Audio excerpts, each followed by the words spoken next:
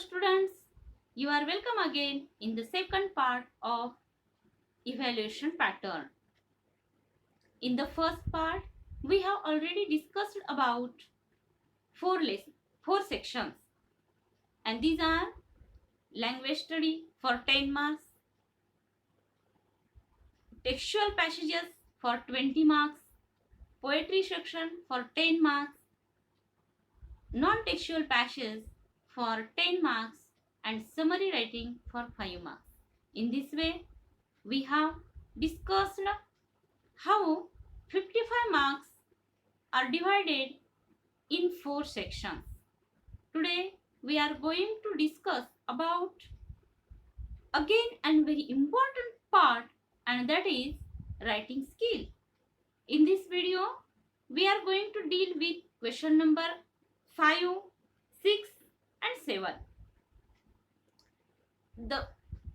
In the writing section, question number 5, and there are two options, means A1 and A2. And this question is about letter writing.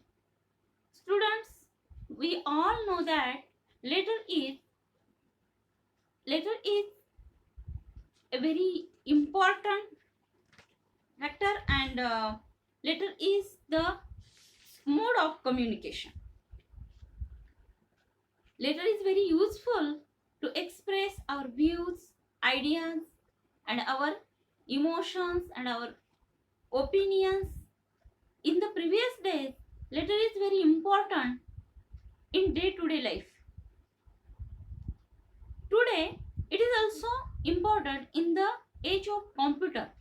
Letters and emails are very necessary and important to convey messages from one place to another place.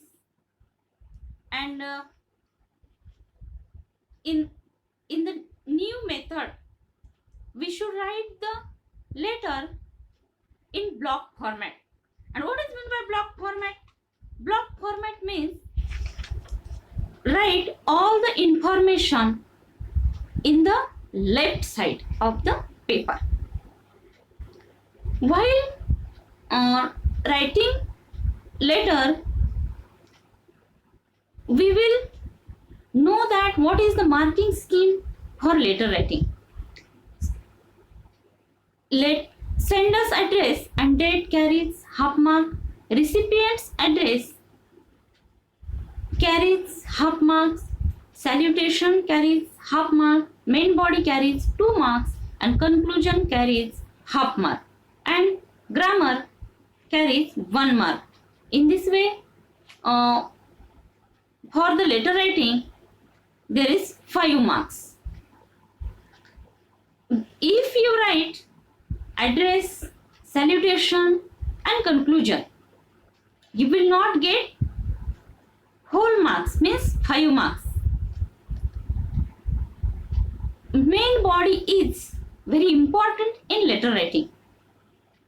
If you don't write anything in body, your mark will not be counted. So, you should write the introduction and in the main body, and also you should write the conclusion, and last, thank you, yours faithfully, and then you will get 5 marks.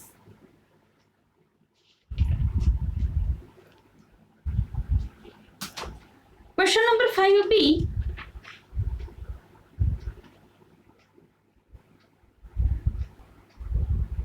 Question number 5B is about dialogue writing. And here is also 2 options, B1 and B2. B1 is for dialogue writing and B2 for drafting a speech. And dialogue writing. In dialogue writing, there is given 3 activities. Activity A, B and C. Activity A is for sequence, or means prepare a dialogue from the jumbled sentences Means you have given 4 sentences and their sequence is not correct there, and you have to read all these 4 sentences and understand it and write these sentences in correct order. And B is for complete the following dialogue. Means you have given 2 questions and you have to write the answer of this question. आता या 2 activities साठी तुम्हाला आपल्या English course book मध्ये chitchat activity आणि warming up activities या सदराखाली दिलेल्या ज्या ऍक्टिव्हिटीज आहेत त्याची जर तुम्ही तयारी केली तर तुम्हाला हा ए आणि बी डायलॉग रायटिंग लिहिण्यासाठी तुमची पूर्ण तयारी होऊ शकते. आणि त्यानंतर असतो बघा सी, ऍक्टिव्हिटी नंबर सी, आणि तिथं तुम्हाला काय एक टॉपिक दिला जातो, prepare a dialogue between you and your friend about importance of vegetarian food in 3 meaningful exchanges. And at that time your beginning should be proper, your language style also should be correct, use the correct punctuation mark, your tense you should also give the attention to the tense, and also conclude it well. And at that time you will get 3 marks. And the next question means B2 is for drafting speech.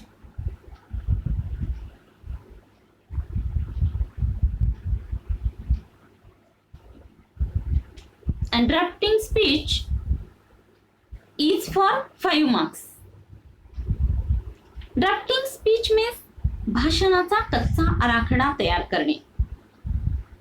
आपल्याला शाळेमध्ये आपण भाषण करतो, आपल्याला माहितच आहे की on a particular topic we should speak in the public and it is called a speech. And while writing the speech you should keep in mind you should write it in present tense. आणि असा हा भाषणाचा कच्चा तुम्ही मसुदा किंवा draft तयार करत असताना तुम्ही तो अशी कल्पना करायची की ऑडियन्स माझ्या समोर बसलेले आहेत आणि मी काय करत आहे, भाषण करत आहे, आणि तशा स्वरूपात तुम्ही तो आराखडा तयार करायचा आहे. आपले जे विचार आहेत, आपली मतं आहेत, आपली ओपिनियन्स आहेत ते इतरांपर्यंत म्हणजेच ऑडियन्स पर्यंत पोहोचवणे हा त्याचा एक उद्देश असतो. आणि हे लिहित असताना तुम्हाला 3 पॅरेग्राफ मध्ये भाषण लिहावं लागेल. मग त्याच्यासाठी एक इंट्रोडक्शन पॅरेग्राफ असतो, तो तुम्ही शॉर्ट मध्ये लिहू शकता. आणि मग त्यानंतर मेन बॉडी आहे आणि त्यानंतर कन्क्लुजन आहे. तर बघा, इंट्रोडक्शन मध्ये तुम्ही काय लिहिणं अपेक्षित आहे की याच्यामध्ये तुम्ही श्रोत्यांचं स्वागत करायचे, म्हणजेच greet to the audience. Means for example, respected principal, teachers and my dear friend, today I am going to speak about, म्हणजे तुमचा तो विषय काय आहे. तर introduce your topic also and introduce yourself also in introductory paragraph. And there is main body. आणि त्यानंतर जे मेन बॉडी आहे त्याच्यामध्ये काय करायचे तुम्हाला की कव्हरिंग ऑल पॉइंट्स, म्हणजे तुम्हाला भाषणासाठी काही जे विषय आहेत म्हणजेच त्याच्यामध्ये सुद्धा जो भाषणाचा विषय आहे तर तो भाषणाचा विषय तुम्ही काय केला पाहिजे, व्यवस्थितरित्या सविस्तररित्या तो मांडला पाहिजे. म्हणजे तो जवळजवळ 80 ते 100 शब्दामध्ये तुमची मेन बॉडी ऑफ स्पीच व्हायला पाहिजे. आणि त्यानंतर कन्क्लुजन हे तुम्ही 1 ते 2 लाईन मध्ये केलं तरी चालतं. आणि त्यानंतर शेवटी तुम्ही ऑडियन्सचं आभार मानलं पाहिजे, म्हणजे thank you everyone to listen me silently किंवा थँक्यू असं तुम्ही आभार मानलं पाहिजे. तर अशा प्रकारे जर तुम्ही भाषणाचा कच्चा आराखडा जर तयार केला किंवा ड्राफ्टिंग स्पीच तयार केला तर तुम्हाला नक्कीच 5 पैकी 5 मार्क्स मिळू शकतात. तर त्याच्याकरता बघा what is the marking scheme for the drafting speech is appropriate beginning and conclusion 1 mark. Body use of given points and additional points and use appropriate language carries 2 marks. An appropriate sequence and flow of language carries 1 mark. And use of appropriate grammatical structure means while writing the speech at that time grammatical structure, sentence construction is very important. And if you practice it, you know that practice makes man perfect. आपण एक वेळा draft लिहिला आणि आपल्याला perfect भाषण लिहिता आलं असं होणार नाही. तर त्याकरता तुम्हाला काय करावं लागेल, त्यासाठी वर्षभर प्रॅक्टिस करावी लागेल. आणि प्रॅक्टिसनी हे नक्कीच तुम्हाला ही ॲक्टिव्हिटी खूप चांगल्या प्रकारे परीक्षेमध्ये सोडवता येऊ शकते. त्याच्यानंतरची ॲक्टिव्हिटी आहे इन्फॉर्मेशन ट्रान्सफर. हा आहे क्वेश्चन नंबर 6 आणि याच्यामध्ये सुद्धा तुम्हाला 2 ॲक्टिव्हिटीज दिल्या जातात, A1 आणि A2. मग त्याच्यामध्ये तुम्ही एक चूज करायची. तर ही आहे information transfer means convert the given information into from one form to another form. म्हणजेच एका फॉर्ममधून दुसऱ्या फॉर्ममध्ये तुम्हाला ही माहिती काय करायची, कन्व्हर्ट करायची, ट्रान्सफर करायची. आणि त्यासाठी तुम्हाला बघा non verbal to verbal and verbal to non verbal means first of all we will see the A1 non verbal to verbal. What is meant by non-verbal? Means you have given information in chart, in pie chart, in table or in tree diagram, and you should convert all these information into paragraph. आणि paragraph मध्ये तुम्ही ज्यावेळेस ती convert करता, change करता, त्यावेळेस तुम्हाला म्हणजे याच्यासाठी मार्किंग स्कीम कशी आहे, टायटल ॲप्रोप्रिएट टायटल लिहिणं आवश्यक आहे. त्याकरता तुम्हाला 1 मार्क आहे.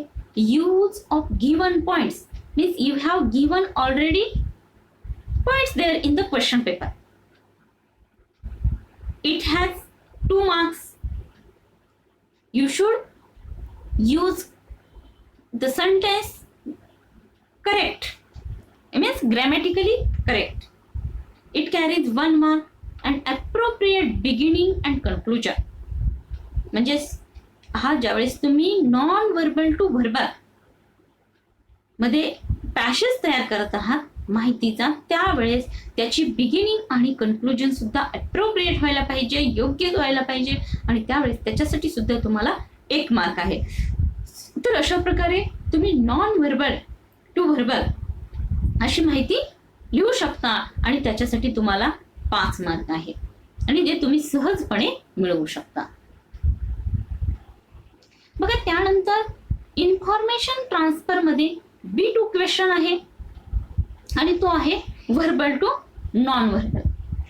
बघा on what is mean by verbal to non verbal means you have given passages in question paper. And first of all, you will read passage carefully and then you try to understand what type of chart means what type of diagram we should fill or we should given. तुम्हाला तिथं कधी table दिला जातो आणि त्याच्यामध्ये माहिती fill करायला सांगितली जाते, कधी पाय चार्ट दिला जातो त्याच्यामध्ये माहिती फिल करायला सांगितली जाते. आणि मग त्यावेळेस तुम्ही ते आपल्याला कोणत्या म्हणजे चार्टमध्ये माहिती भरायची आहे त्याचा विचार करून तुम्हाला त्याच्यामध्ये ज्यावेळेस तुम्ही पॅसेज वाचता त्यावेळेस त्याच्यातले की पॉइंट इम्पॉर्टंट जी इन्फॉर्मेशन आहे तर ती तुम्ही नोट डाऊन करायची आणि ती त्या टेबलमध्ये किंवा पाय चार्टमध्ये किंवा ट्री डायग्राममध्ये ती योग्य पॉइंट टू पॉइंट यूज करायची. मग त्याच्यासाठी बघा, त्याच्यासाठी सुद्धा टायटल आहे. Title carries 1 mark. Covering all points carries 2 marks. Appropriate graphic और लेआउट, म्हणजेच हा जो ग्राफ आहे किंवा लेआउट आहे ते तुम्हाला ॲप्रोप्रिएट म्हणजे योग्यरित्या तो टेबल सुद्धा दिला असेल किंवा जो काही तुम्हाला ग्राफ दिला असेल तर तो तुम्ही त्याचं लेआउट अगदीच योग्यरित्या तुमच्या आन्सर शीटमध्ये ड्रॉ करायचे पेन्सिलच्या किंवा पेनच्या साह्याने. आणि त्यानंतर overall presentation means presentation is key in this writing skill and overall presentation carries 1 mark. In this way, if you practice it, you will get 5 marks.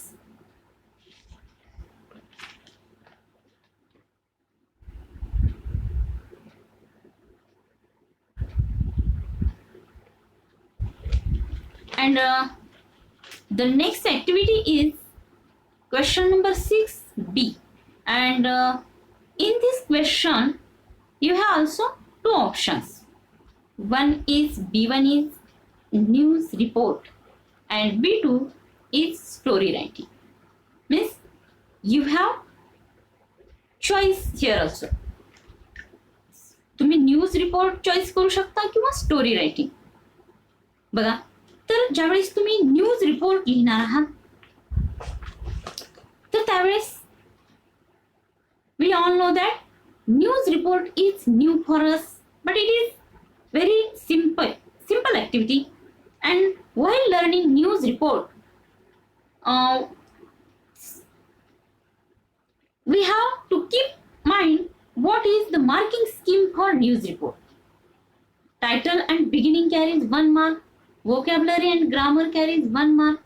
Use of all points covering means points 2 marks and conclusion for 1 mark. While preparing a news report, we should keep in mind that our title should be catchy. Means it should be attract the reader's attention. And you have already given some points in your question paper. And which are these? You have given headlines. You have given deadlines, intro and short paragraph also. And when we develop a news, its title must be catchy.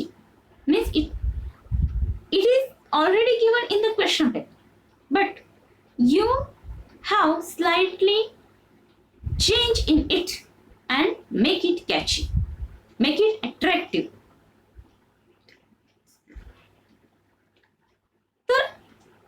अशा प्रकारे आपण ज्यावेळेस news report तयार करत असतो त्याकरिता तुम्हाला वर्तमानपत्रातल्या काही बातम्या वाचाव्या लागतील.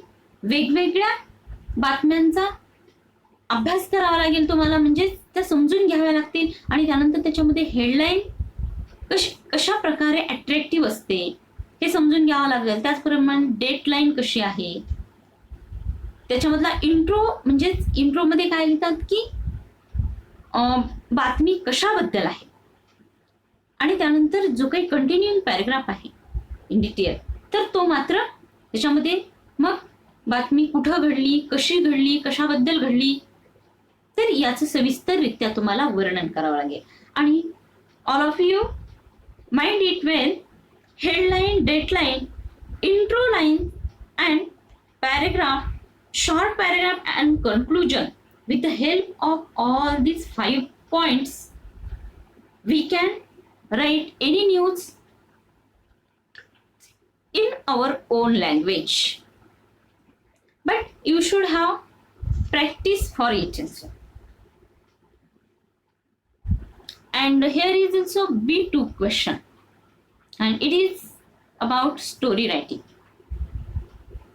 We know that from the 6th standard to 9th standard, so many times we could write story. आपण खूप वेळा स्टोरी लिहिलेली आहे. स्टोरी हा मुलांचा आवडता विषय असतो. आवडते, स्टोरी ऐकाय पण आवडते आणि लिहायला सुद्धा मुलांना खूप आवडते. मग स्टोरी लिहित असताना आपल्याला काय करावं लागेल बघा, टायटल अँड बिगिनिंग म्हणजेच आपल्याला त्याला योग्य असं शीर्षक देता आलं पाहिजे आणि त्याची अप्रोप्रिएट अशी बिगिनिंग पण करता आली पाहिजे. त्याच्यासाठी 1 मार्क आहे. मग तुम्ही स्टोरीची beginning long long ago there was a king अशी करू शकता, किंवा once upon a time there was a boy and he was very brilliant, he was very brave, तुम्ही अशी सुरुवात करू शकता. आणि स्टोरी लिहित असताना मग त्या कथेमध्ये काही एक मेन कॅरेक्टर असतं आणि काही सब कॅरेक्टर्स असतात. त्याचबरोबर म्हणजे ती स्टोरी त्या मेन कॅरेक्टर्सच्या सभोवती फिरत असते. मग कथेला सुद्धा एक फ्लो असतो. त्यानंतर स्टोरी हळूहळू डेव्हलप होत पुढं पुढं जाते आणि शेवटी तिचा एंड पण करता आला पाहिजे. म्हणजे तुम्ही कन्क्लुजन करणं सुद्धा महत्वाचे. कथा लिहिणं म्हणजे तुम्हाला फक्त एकाच पॅरेग्राफमध्ये लिहून चालणार नाही, तर कथा सुद्धा तुम्हाला 3 पॅरेग्राफमध्ये लिहावी लागणार आहे. त्याची सुरुवात म्हणजे पहिला इंट्रोडक्शन पॅरेग्राफ, त्यानंतर मेन बॉडी म्हणजे मुख्य कथेचा सारांश किंवा सविस्तर कथा लिहिलेला जो भाग आहे, आणि त्यानंतर त्याचं कन्क्लुजन करावं लागेल. म्हणजे कथा वाचणाऱ्याला असं लक्षात आलं पाहिजे की कथा काय झालेली इथं पूर्ण झालेली आहे. आणि keep in mind students, story should be written in past tense. म्हणजे कथा कधीही भूतकाळामध्ये लिहायची. त्यामध्ये आपल्याला बोर्डाच्या परीक्षेमध्ये कथेचा काय केला जातो, बिगिनिंग दिली जाते किंवा मग एंड दिला जातो. आणि मग ते जर बिगिनिंग दिली असेल तर तुम्हाला ती कथा हळूहळू डेव्हलप करून तिचा एंड करायचा आहे, किंवा मग एंड दिला असेल तर त्या कथेची योग्यरित्या बिगिनिंग करून, अप्रोप्रिएट बिगिनिंग करून तुम्हाला ती कथा तिथं ते जी कन्क्लुजन लाईन दिलेली आहे तिथं नेऊन तुम्हाला कथा संपवायची. आणि तुम्ही जर अशी कथा लिहिलो तर नक्कीच तुम्हाला 5 मार्क्स मिळणार आहे. त्याच्यासाठी सुद्धा तुम्हाला ही कथा डेव्हलप करत असताना ग्रामर कडे विशेष लक्ष द्यावं लागणार आहे. व्होकॅब्युलरी महत्वाची आहे आणि त्याच्यासाठी सुद्धा तुम्हाला ग्रामरसाठी 1 मार्क आहे. कव्हरिंग द पॉइंट्स म्हणजे तुमच्या कथेला फ्लो असला पाहिजे. कथा कुठं घडली, कशी घडली हे तुम्हाला व्यवस्थितरित्या तिथं मांडता आलं पाहिजे, त्याला सुद्धा 2 मार्क आहेत. आणि कन्क्लुजन म्हणजेच कथेचा शेवट, त्याच्यासाठी 1 मार्क आहे.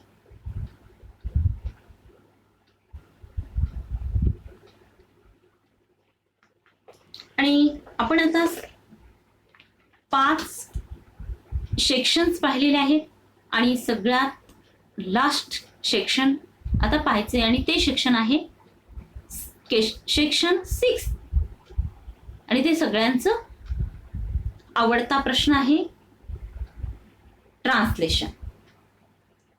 ट्रान्सलेशन मध्ये सुद्धा 3 ऍक्टिव्हिटीज दिल्या जातात. हा अतिशय सोपा भाग आहे. याच्यामध्ये 5 पैकी 5 मार्क्स प्रत्येक विद्यार्थी मिळवू शकतो, आणि तो त्याच्यासाठी त्याला 3 ऍक्टिव्हिटीज सोडवाव्या लागतील. ऍक्टिव्हिटी ए आहे ट्रान्सलेट द वर्ड्स.